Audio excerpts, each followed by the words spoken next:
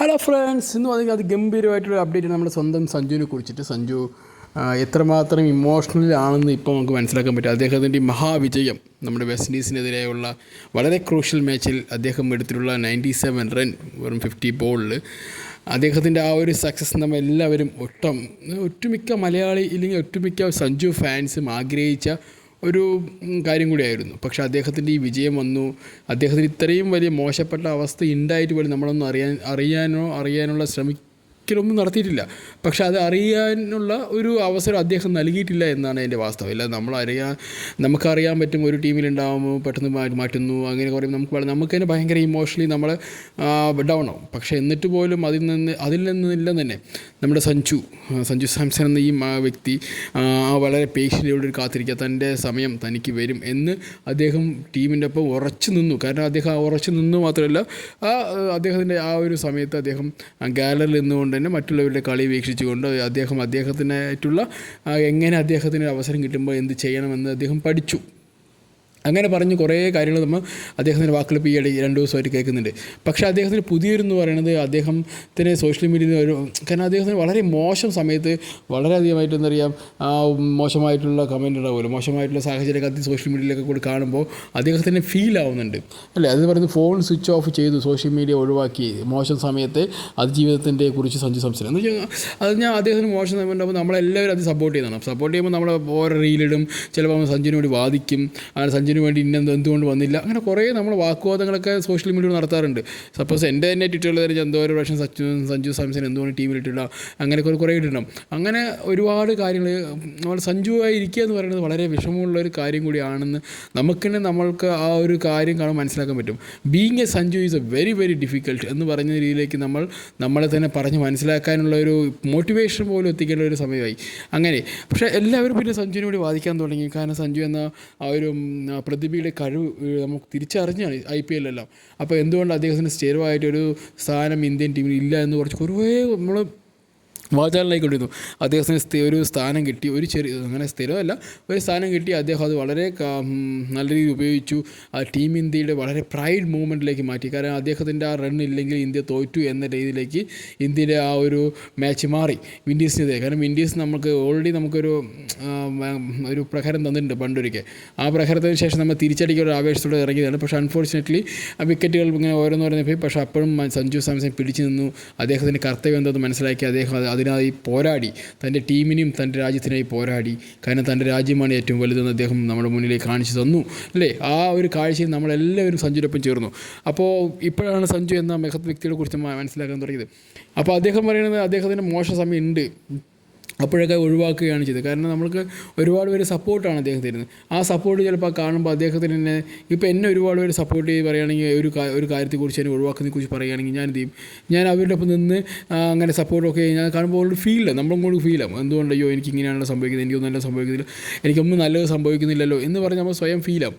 പക്ഷെ അതൊക്കെ ഒഴിവാക്കാനായിട്ട് അദ്ദേഹം സോഷ്യൽ മീഡിയയൊക്കെ ഒഴിവാക്കി അദ്ദേഹത്തിൻ്റെ കരിയർ എന്താണോ, അദ്ദേഹത്തിന് എന്താണോ ചെയ്യുള്ളത് അതിൽ മാത്രം കോൺസെൻട്രേറ്റ് ചെയ്തു കളിക്കുക, എന്നിട്ട് നല്ലൊരു ടീം സ്പിരിറ്റ് ഉണ്ടാക്കി എടുക്കുക. കിട്ടുമ്പോൾ അവസരം എപ്പോഴാണോ ആ അവസരം നല്ല രീതിയിൽ വിനിയോഗിക്കുക എന്ന രീതിയിലേക്ക് അദ്ദേഹം സ്വന്തം മനസ്സിനെ എന്താ പറയുക പാകപ്പെടുത്തി എടുത്തു എന്ന് പറയാൻ പറ്റും. കാരണം അതിൻ്റെ ഫലമാണ് ഈ കഴിഞ്ഞ വെസ്റ്റ് ഇൻഡീസുമായിട്ടുള്ള മാച്ചിൽ, ക്രൂഷ്യൽ മാച്ചിൽ അദ്ദേഹത്തിൻ്റെ മികച്ചൊരു ഇന്നിങ്സ് അദ്ദേഹം നമുക്ക് വേണ്ടി കാഴ്ചവെച്ചു. നമ്മുടെ രാജ്യമൊട്ടാകെ വാർത്തുവിളിച്ച് പറഞ്ഞു സഞ്ജു സ്പെഷ്യൽ സാംസൺ എന്ന് വേറെ കമൻ്റ് അടുപ്പിച്ചു. അതാണ് ഒരു സമയത്ത് നമുക്ക് ഒരു മോശപ്പെട്ട സമയമുണ്ട് വെച്ച് നമ്മൾ ഡൗൺ ആവരുത്. അതാണ് സഞ്ജു തരുന്ന ഏറ്റവും വലിയ നമുക്കൊരു പ്രചോദനം പറയുന്നത്. സഞ്ജു നമ്മൾ പറയാതെ പറയുന്ന വാക്കതാണ്, എന്ത് സാഹചര്യം വന്നാലും നമ്മൾ ചെയ്യുന്ന കാര്യത്തിൽ ഉറച്ചു നിൽക്കുക. കാരണം ഒരു ദിവസം ആദ്യേ നമുക്ക് വരും. അങ്ങനെ ഒരു വാക്ക് പറയുന്നുണ്ടെങ്കിൽ എല്ലാവർക്കും, ഇപ്പോൾ എനിക്ക് നിങ്ങൾക്ക് എല്ലാവർക്കും ഒരു നല്ല സമയം ഉണ്ടാകും. അത് എത്ര മോശപ്പെട്ട സമയമാണെങ്കിൽ ആ മോശപ്പെട്ട സമയത്ത് മോശപ്പെട്ട ഒരിക്കലും മോശപ്പെട്ടായിട്ടുള്ള ഒരു തരത്തിലുള്ള തീരുമാനങ്ങൾ എടുക്കാതെ അതിനായി നമ്മുടെ ആവശ്യം എന്താണോ അതിനായി മാത്രം പോരാടുക എന്ന് പറഞ്ഞ രീതിയിലേക്ക് എന്താ പറയുക നമ്മൾ പോവുകയാണെങ്കിൽ നമ്മുടെ വിജയം നമ്മൾ കൈവരിക്കുക എന്നാണ് സഞ്ജു സാംസൺ അദ്ദേഹം പറയാതെ പറയുന്നത്. അദ്ദേഹത്തിൻ്റെ ഈ വിജയം തന്നെ അദ്ദേഹത്തിൻ്റെ ഇതുവരെയുള്ളൊരു പേഷ്യൻസും ഇതുവരെ അദ്ദേഹം കാണിച്ചിട്ടുള്ള അച്ചടക്കവും ഇതുവരെ അദ്ദേഹത്തിൻ്റെ പരിശീലനവും ഇതുപോലെ അദ്ദേഹം കണ്ടിന്യൂസ് ആയിട്ട് പരിശീലിച്ചുകൊണ്ടേയിരുന്നു തൻ്റെ ടീമിനായിട്ട്. ഒരു ദിവസം ചാൻസ് കിട്ടും, ആ ചാൻസ് ഞാൻ വിനിയോഗിക്കും എന്ന് പറഞ്ഞ രീതിയിലേക്ക് അദ്ദേഹം കൊണ്ടെത്തിച്ചു. അത് തന്നെയാണ് ഏറ്റവും വലിയ പ്രചോദനം ഗായ്സ്. നമുക്ക് സഞ്ജു തരുന്നൊരു വലിയൊരു പാഠം പറയണത്, നമ്മളുടെ കഴിവിനെ മനസ്സിലാക്കി ആ കഴിവ് പ്രകടിപ്പിക്കാനുള്ള വേദി ഒരു ദിവസം നമുക്ക് കിട്ടും. ആ ഒരു ദിവസം അതാണ് നമ്മുടെ ദിവസം. അതോടുകൂടി നമ്മുടെ ലോകം മുഴുവൻ നമ്മളെ അറിയും. നമ്മളെല്ലാം ഇതുവരെയും നമ്മളെ പറഞ്ഞിട്ടുള്ള എന്തു കാര്യം ചീത്ത പറഞ്ഞിട്ടുള്ള അവരെല്ലാവരും നമ്മളുടെ പേര് പറഞ്ഞ് വാഴ്ത്തുപാട്ടുകളായിട്ട് അദ്ദേഹം പാടും എന്ന രീതിയിലേക്ക് എത്തിക്കും. അത് തന്നെയാണ് സഞ്ജു സാംസൺ ഇവിടെ ചെയ്തിരിക്കുന്നത്. അത് ഗംഭീരമായൊരു ട്രിബ്യൂട്ട്, അതോ ഗംഭീരമായൊരു കളി. ആ കളിയിലൂടെ അദ്ദേഹം നേടിയത് ചിലപ്പോൾ ഒരു ഇന്ത്യൻ രാജ്യത്തിൻ്റെ വിജയം മാത്രമല്ല, അദ്ദേഹത്തിൻ്റെ വിജയം കൂടിയാണ് അല്ലേ. അദ്ദേഹം പേഴ്സണലി അദ്ദേഹം എന്താണോ ചെയ്തിരിക്കുന്നത്, അദ്ദേഹത്തിന് വിജയം അദ്ദേഹം കരസ്ഥമാക്കിയെങ്കിലും അതൊരു രാജ്യത്തിന് വേണ്ടി സമർപ്പിക്കുന്നു. രാജ്യത്തിൻ്റെ പ്രൗഢി ഇല്ലെങ്കിൽ രാജ്യത്തിൻ്റെ പ്രൗഢിയും അഭിമാനവും ഈ ഇന്ത്യ എന്ന മഹാരാജ്യത്തിൻ്റെ ഈ 140 കോടി ജനങ്ങളുടെ വിശ്വാസം ഇല്ലെങ്കിൽ 140 കോടി ജനങ്ങളുടെ ആഗ്രഹം ഈ ലോകകപ്പ് എടുക്കുക എന്നൊരു ആഗ്രഹത്തിന് അദ്ദേഹം ഒരു വ്യക്തിയായി, അദ്ദേഹം ഒരു പാർട്ടായി ഇതിൻ്റെ ഒപ്പം എന്ന് പറഞ്ഞാൽ വളരെ ഗംഭീരമായുള്ളൊരു കാര്യം തന്നെയാണ് സഞ്ജു കാണിച്ച ഈ ഒരു അച്ചടക്കം ഇല്ലെങ്കിൽ ഈ മെച്യൂരിറ്റിയോട് ആ ഒരു കളി. അദ്ദേഹം ഇതുവരെ കളിച്ചിരുന്നത് ഏറ്റവും മെച്യൂറായി കളിച്ചൊരു കളിയും കൂടിയായിരുന്നു. വലിയ ഷോട്ടുകളൊന്നും അടിക്കാതെ വളരെ നീറ്റായിട്ട് വേണ്ടപ്പോൾ സമയം മാത്രം ഷോട്ട് അടിച്ച് അദ്ദേഹത്തിൻ്റെ കർത്തവ്യം മനസ്സിലാക്കിക്കൊണ്ട് അദ്ദേഹം ചെയ്ത ഈ ഒരു കാര്യം, ഇന്ത്യ എന്ന രാജ്യം എന്നും മതി ക്രിക്കറ്റ് ഉള്ളിടത്തോളം കാലം ഇന്ത്യൻ രാജ്യത്തിൽ അല്ലെങ്കിൽ ലോകത്തിൽ എവിടെയും ക്രിക്കറ്റ് ഉള്ളിടത്തോളം കാലം ഈ ഒരു ഇന്നിങ്സ് എല്ലാവരും ഓർക്കും.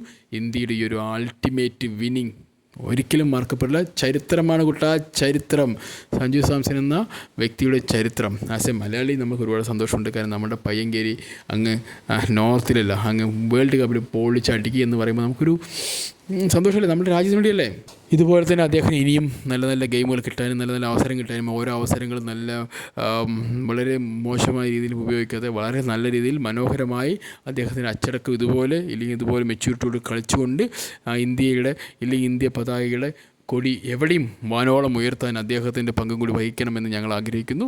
എന്തായാലും ഗായ്സ്, നമ്മുടെ സഞ്ജു ഇനി വളരട്ടെ, നമ്മുടെ രാജ്യം വളരട്ടെ, നമ്മുടെ രാജ്യത്തിന് ഈ കപ്പ് കിട്ടട്ടെ. Okay guys, bye, see U.